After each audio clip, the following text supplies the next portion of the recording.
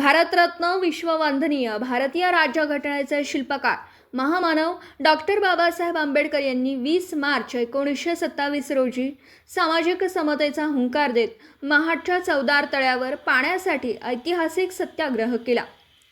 Doctor बाबासाहेबांनी यावेळी गगनभेदी ललकारी देत हा संघर्ष केवळ पाण्यासाठी नसून मानवी मूलभूत हक्कांसाठी आहे अशी भीमगर्जना केली।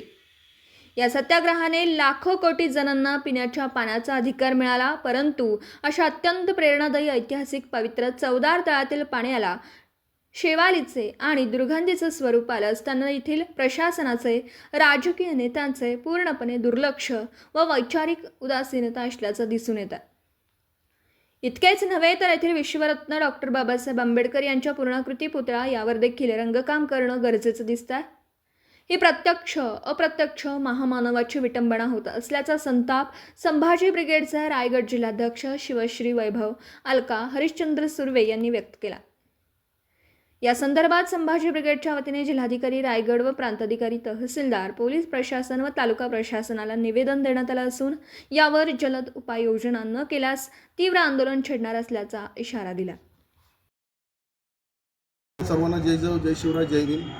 मी रायगड जिल्हाध्यक्ष वैभव सुर्वे, माझ्यासोबत तुमच्या महाडचे तालुकाध्यक्ष कैलाची अटक, महाड शहराध्यक्ष महेश मेहता, महाड उपशहराध्यक्ष संतोष रक्ते, आमच्या जिल्हा संघटिका अशोकताई सावंत आणि त्यांच्या सर्व बरोबर आलेल्या आमच्या सर्व महिला पदाधिकारी कार्यकर्ते। या ठिकाणी आज येण्याचं जे मुख्य कारण ते असं आहे की आपल्या सर्वांचा आत्मीयतेचा आणि जिव्हाळ्याचा प्रश्न असा तो चवदार तळे। डॉक्टर बाबासाहेब आंबेडकर महामानव भारतीय राज्यघटनेचे शिल्पकार यांनी या ठिकाणी या चवदार तळ्याचा सत्याग्रह करून येथील दीनदलित स्पृश्यांना जाती व्यवस्था पलीकडची संकल्पना राबवून या ठिकाणी पाण्याचा सत्याग्रह करून येथील सर्व समाज बांधवांना, समाजातील सर्व दुर्बल घटकांना पाण्याचा वापर करण्याचे स्वातंत्र्य अबाधित केले। चवदार तळे सत्याग्रह याला समता दिन म्हणून सुद्धा संबोधले जाते। अशा या चवदार तळ्याचं हे पाणी सत्याग्रहाच्या वेळी डॉक्टर बाबासाहेब आंबेडकरांनी स्वतःच्या हाताच्या प्रांजलीमध्ये करून प्राशन्य करून या चवदार तळ्याचं सत्याग्रह केला होता।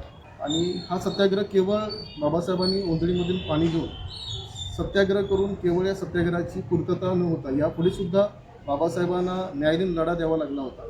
आणि जर आपण चवदार तळेकडे जर पाहिलं तर चवदार तळ्याच्या आजूबाजूला जाताना आपल्याला निश्चितपणे एक मनाला एक दुःखद अशी खेदजनक अशी जी बाब आहे ती, ज्यावेळी आपण चवदार तळ्याच्या आजूबाजूच्या परिसरात फिरतो त्यावेळी या तळ्याला दुर्गंधीचं असं साम्राज्य आलं आहे, शैवालीचं साम्राज्य आलं।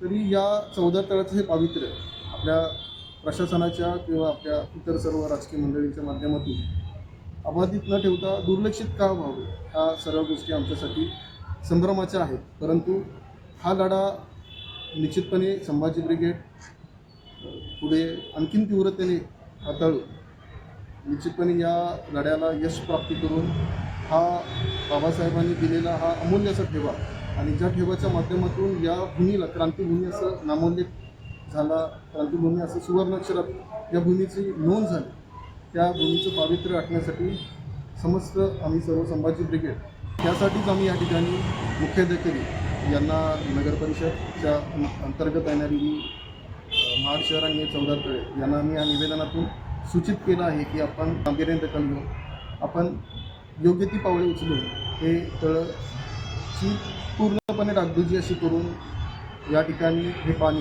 पिण्यायोग्य होण्यासाठी कायमस्वरूपी ठोस अशी पावले उचलावी। अन्यथा संभाजी ब्रिगेड यापुढे या कार्यासाठी तीव्र स्वरूपाचे आमरण उपोषण स्वीकारून तरी देखील ज्या प्रशासनाने गंभीर दखल नाही घेतली तर निश्चितपणे आम्ही रस्त्यावरची तीव्र अशी लढाई या ठिकाणी करू अशी विनंती व सूचना करत आहोत।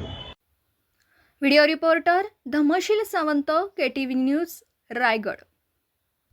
आपल्या परिसरातील बातम्या आमच्यापर्यंत पोहोचवण्यासाठी स्क्रीनवर दिलेल्या क्रमांकावर संपर्क साधू शकता। दूरध्वनी क्रमांक 9833235011। त्याचप्रमाणे अधिक माहितीसाठी स्क्रीनवर दिलेल्या KTV न्यूजच्या ईमेल आयडीवर देखील संपर्क करता येईल।